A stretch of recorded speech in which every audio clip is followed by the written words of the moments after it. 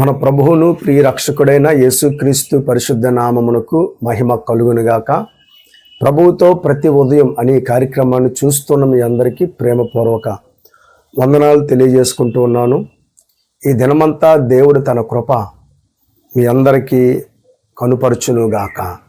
God bless you. దేవుని వాక్యంలో నుండి అపోస్తుల కార్యాల గ్రంథం 13వ అధ్యాయం 22వ వాక్యాన్ని చదువుకుందాం.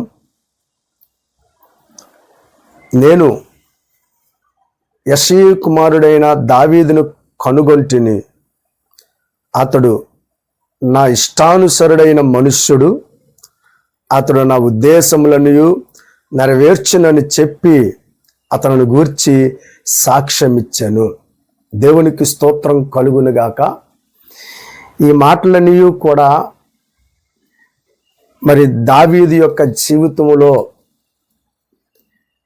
దేవుని విషయంలో దావీదు యథార్థత కలిగి బ్రతికి అనుదినము ఆయనను గణపరుస్తూ ఆయనను కీర్తిస్తూ వచ్చాడు గనుక దేవుడు దావీదుని గురించి సాక్ష్యమిస్తూ ఉన్నట్లుగా అపోస్తుల కార్యాల గ్రంథంలో మనం చూస్తూ ఉన్నాం.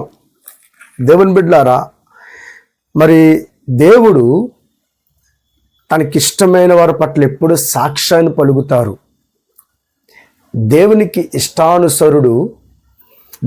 ఇష్టానుసరుడిగా ఉండాలని ప్రభు కోరుకుంటూ ఉన్నాడు. మరి తనకిష్టమైన వారి కోసం దేవుడు ఎప్పుడు కూడా సాక్ష్యాన్ని కోరుతూ ఉన్నారు. కనుక దావీదు గురించి ప్రభు మరి సాక్ష్యాన్ని ప్రస్తావిస్తూ ఉన్నాడన్నమాట. దేవునికి స్తోత్రం. ఈ విషయాలని అపోస్తుల కార్యాల్లో మనం చూస్తూ ఉన్నాం. దావీదు అతడు నా ఇష్టానుసరుడైన మనుష్యుడు అని, అతడు నా ఉద్దేశములను నెరవేర్చుననియు అతడి గురించి సాక్ష్యం ఇచ్చినట్లుగా మనం చూస్తూ ఉన్నాం. దేవునికి స్తోత్రం కలుగునుగాక. దేవుని బిడ్డలారా, ఈ ఉదయకాల సమయంలో మరి దావీదుని గురించి దేవుడు నా ఇష్టానుసరుడైన సాక్ష్యం అవ్వడానికి దావీదులో ఉన్నటువంటి కొన్ని మంచి క్వాలిఫికేషన్స్, దావీదులో ఉన్నటువంటి మంచి అర్హతలు ఏంటి అని మనం చూసుకున్నట్లయితే, లేదా దావీదు చేసినటువంటి మంచి పనులు ఏమిటి అని మనం చూసుకున్నట్లయితే, దావీదు దేవుని దృష్టిలో దేవునికి ఇష్టంగా మార్చబడ్డానికి, దావీదు దేవుని ఉద్దేశాలన్నీ కూడా దేవుని చిత్తాన్ని అంతయు కూడా నెరవేర్చడానికి దావీదు చేసినటువంటి కార్యాలు మనం చూసుకున్నట్లయితే, మొదటిది, దావీదు దేవుని విషయంలో రోషము గలవాడుగా ఉన్నాడు. ఒకటి, దేవుని విషయంలో అతడు చాలా రోషం గలవాడుగా ఉన్నట్టుగా దేవుని వాక్యంలో మనం చూస్తూ ఉన్నాం. సమూయేలు మొదటి గ్రంథం 17వ అధ్యాయం 26వ వాక్యం మనం చూసుకున్నట్లయితే, దావీదు జీవము గల దేవుని సైన్యమును తిరస్కరించుటకు ఈ సున్నతి లేని ఫిలిష్తీయుడు ఎంతటి వాడు అని వాని చంపి ఇశ్రాయేలీయుల నుండి ఈ నింద తొలగించిన వానికి బహుమతి ఏమని తన యొద్ద నిలిచిన వారిని అడుగుగా, అక్కడ మనం చూసుకున్నట్లయితే జీవము గల దేవుని సైన్యమును తిరస్కరించుటకు ఈ సున్నతి లేని ఫిలిష్తీయుడు ఎంతటి వాడు. చూసారా, మరి దేవుని విషయంలో రోషం కలిగిన వాడుగా అక్కడ మాట్లాడుతున్నట్టుగా మనం చూస్తున్నాం. జీవము కలిగిన దేవుని సైన్యమును తిరస్కరించడానికి సున్నతి లేని ఫిలిష్తీయుడు ఎంత. అక్కడ మనం చాలా విషయాలు మనం చూసుకున్నట్లయితే 36వ వచనంలో కూడా అదే కనబడుతుంది. 36వ వచనం చూసుకున్నట్లయితే, మీ దాసుడనైన నేను ఆ సింహమును ఎలుగుబంటిని చంపితేనే జీవము గల దేవుని సైన్యమును తిరస్కరించిన ఈ సున్నతి లేని ఫిలిష్తీయుడు వాటిలో ఒక్కదాని వలె అగుననియు. దేవునికి స్తోత్రం. మరి జీవము కలిగిన దేవుని విషయంలో రోషం కలిగిన వాడుగా ఉన్నాడు. కనుక దేవుని విషయంలో రోషం కలిగిన వాడుగా దేవుని పిల్లల ముందుకి వెళ్ళినట్లుగా మనం ఎప్పుడూ కూడా విశ్వాసాన్ని మనం బలపరుచుకునే వారంగా ఉండాలి. దేవునికి స్తోత్రం. రెండవదిగా, దావీదు దేవునికి ఇష్టానుసారంగా మారడానికి రెండవ కారణం, దావీదు అన్ని సమయములలో కూడా దేవునికి ప్రార్థన చేసి దేవుని యొక్క అనుమతి కోసం ఎదురు చూస్తూ ఉండేవాడు. దేవుని వాక్యంలో 23వ అధ్యాయం మొదటి సమూయేలు గ్రంథం 23వ అధ్యాయం 2-3 వాక్యాలు మనం చదువుకున్నట్లయితే అక్కడ చాలా స్పష్టంగా కొన్ని మాటలు అర్థమవుతాయి. చూడండి, 2-3. అంతటా దావీదు నేను వెళ్ళి ఈ ఫిలిష్తీయులను హతము చేయుదునా అని యెహోవా యొద్ద విచారణ చేయగా, యెహోవా నీవు వెళ్ళి ఫిలిష్తీయులను హతము చేసి కెయీలాను రక్షించమని దావీదునకు సెలవిచ్చెను. దావీదుతో కూడి ఉన్న జనులు, మేము ఇచ్చట యోధా దేశంలో ఉండినను మాకు భయముగానున్నది.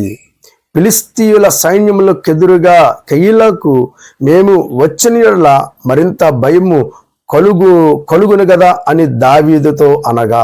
దేవుని ప్రియులారా, ఇక మనం చూసుకున్నట్లయితే దావీదు 4వ వచనం, దావీదు మరలా యెహోవా యుద్ధ విచారణ చేసెను. నీవు లేచి కెయీలాకి వెళ్ళము, ఫిలిష్తీయులను నీ చేతకు అప్పగించుదని యెహోవా సెలవీగా.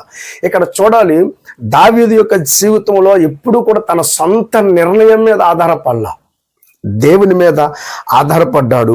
దేవుని యొక్క సహాయాన్ని వేడుకునేవాడు. దేవుని పాదాలు పట్టుకుని దేవుని యొద్ద విచారణ చేస్తూ ముందుకు సాగిపోయేవారు. కనుక దేవుని పిల్లలైనటువంటి యోధా దేశంలో ఉన్న వారందరూ కూడా మరొకసారి దావీదుతో మాట్లాడుతూ ఉన్న సందర్భంలో కూడా దావీదు సొంత నిర్ణయం తీసుకోకుండా మరొక్కసారి మరలా దేవుని యొద్ద ప్రజలందరూ మాట్లాడిన విషయాన్ని దేవుని యొద్ద పెట్టి మరలా ప్రార్థన చేస్తే దేవుడు అనుమతిస్తేనే ముందుకు వెళ్ళేవాడు.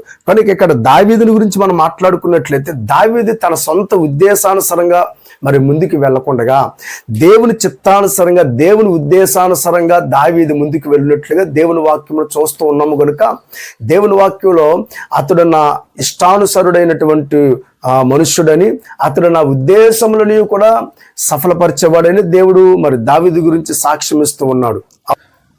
గనుక దేవుని పిల్లలారా, మనము కూడా దేవుని యొద్ద అన్ని విషయాల్లో కూడా మన సొంత నిర్ణయానికంటే ముందుగా దేవుని ఉద్దేశాన్ని తెలుసుకున్నట్లుగా దేవుని యొద్ద విచారణ చేసి కనిపెట్టి ప్రార్థన చేసి దేవుడిస్తున్న ఆలోచనలు బట్టి మనం ముందుకు వెళితే మనం అన్ని విషయాలలో కూడా విజయాన్ని పొందుకుంటాం. దావీదు అలాగూ చేశాడు గనుక అన్ని విషయాలలో కూడా అతడు విజయాన్ని పొందుకున్నట్లుగా దేవుని వాక్యములో మనం చూస్తూ ఉన్నాం. దేవునికి స్తోత్రం కలుగును గాక. కనుక దేవుడు దావీదుని గురించి అంత మంచి సాక్ష్యం ఇవ్వడానికి గల కారణం దేవుని విషయంలో రోషం కలిగి ఉన్నాడు. అలాగే దేవుని యొద్ద ప్రార్థన చేసేవాడు. దేవుడి అనుమతిని బట్టి అతడు ప్రతి యుద్ధాలకైనా లేకపోతే తన ప్రజలు కాపాడే విషయంలో అయినా సరే దేవుని యొక్క అనుమతి ద్వారా మాత్రమే ముందుకు సాగిపోయినట్లుగా దేవుని వాక్యంలో చూస్తూ ఉన్నాం. మూడవదిగా మనం చూసుకున్నట్లయితే దావీదు తనకంటే దేవుని మహిమను కోరుకునేవాడు. తనకంటే దేవుని మహిమను కోరుకునేవాడు. సమూయేలు మొదటి గ్రంథం 17వ అధ్యాయం 37వ వాక్యాన్ని మనం చదువుకున్నట్లయితే అక్కడ చక్కటి మాట ఉంటుంది. సింహము యొక్క బలము నుండి, ఎలుగుబంటి యొక్క బలము నుండి నన్ను రక్షించిన యెహోవా ఈ ఫిలిష్తీయుని చేతిలో నుండి కూడా నన్ను విడిపించిననియు చెప్పెను. అందుకు సౌలు పొమ్ము, యెహోవా నీకు తోడుగా ఉండినని దావీదుతో అనెను. దేవునికి స్తోత్రం కలుగునుగాక. ఈ 17వ అధ్యాయం 37వ వచనంలో తనకంటే దేవుని మహిమను కోరుకుంటున్నట్టుగా మనం చూస్తూ ఉన్నాం. కనుక సింహముల బలము నుండి, ఎలుగుబంటి యొక్క బలము నుండి నన్ను రక్షించిన యెహోవా ఫిలిష్తీయుల చేతిలో నుండి కూడా నన్ను విడిపిస్తాడు. ఇక్కడ మనం గమనించినట్లయితే సింహాన్ని హతమార్చింది, ఎలుగుబంటిని కూడా హతమార్చింది దావీదే కదా. నేను ఇవన్నీ చేశాను కనుక ఈ యొక్క ఫిలిష్తీయును కూడా నేను హతమార్చగలను అని చెప్పుకోవాలా. ఎందువల్లంటే దావీదుకి తెలుసు అదేంటంటే ఆ బలం, ఆ శక్తి, ఆ అభిషేకం ఆయన నాకు ఇచ్చాడు అని దావీదు గుర్తించగలిగి ఉన్నాడు. కనుక దేవుని యొక్క మహిమను దొంగిలించడం దావీదుకి ఇష్టం లేదు.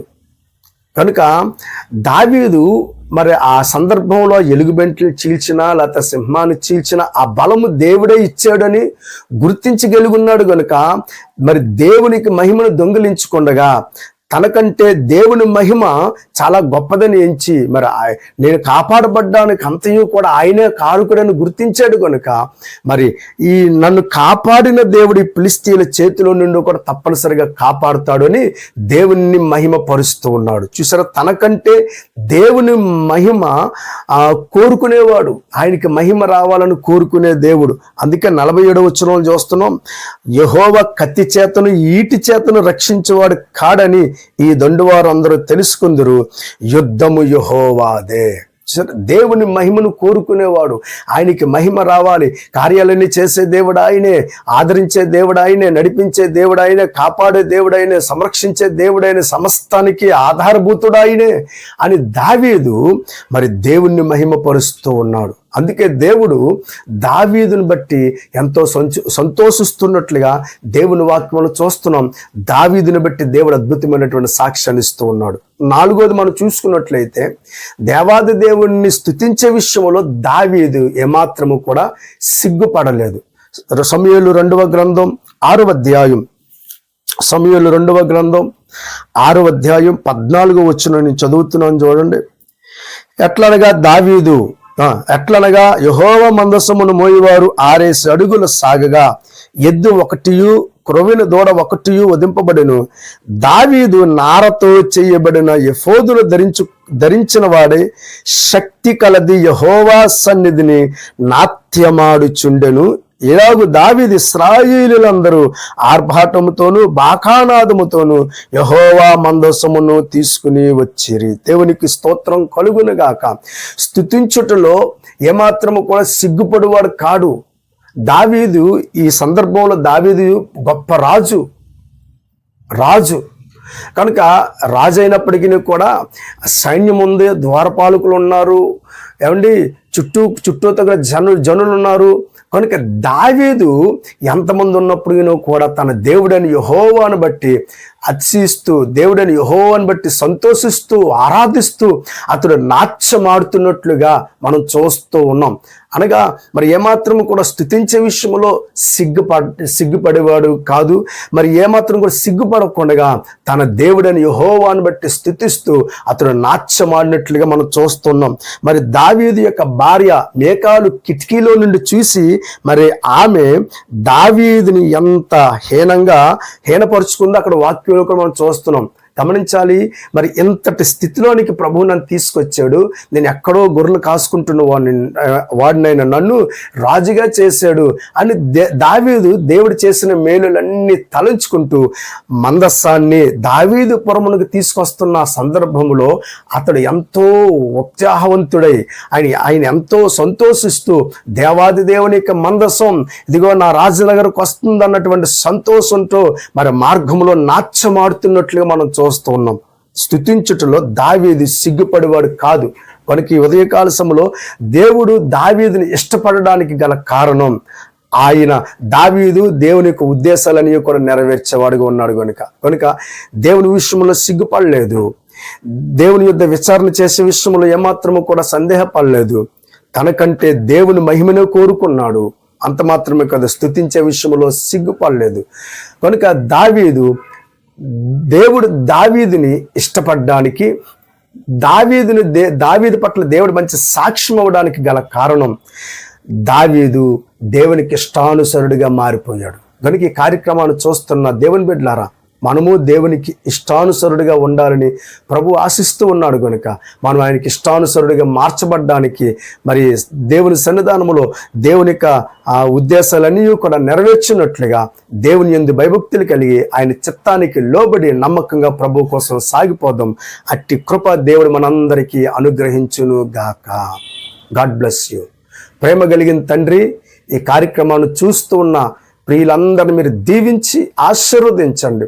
దావీదు నీకు ఎలాగైతే ఇష్టానుసరుడిగా మార్చబడ్డాడో మరి మా ఆధ్యాత్మికమైనటువంటి జీవితాల్లో కూడా నీకు లోబడి నమ్మకంగా నీ చిత్తాన్ని అనుసరిస్తూ ముందుకు సాగిపోతూ అయ్యా తండ్రి మేము కూడా నీకు ఇష్టానుసరులుగా మార్చబడుతూ నీ మహిమ కలిగిన రాకడికి సిద్ధపడినట్లుగా సహాయం చేయమని వేడుకుంటూ యేసు నామము ద్వారా ప్రార్థన అడిగి వేడుకొనుచున్నాము తండ్రి. ఆమేన్. God bless you.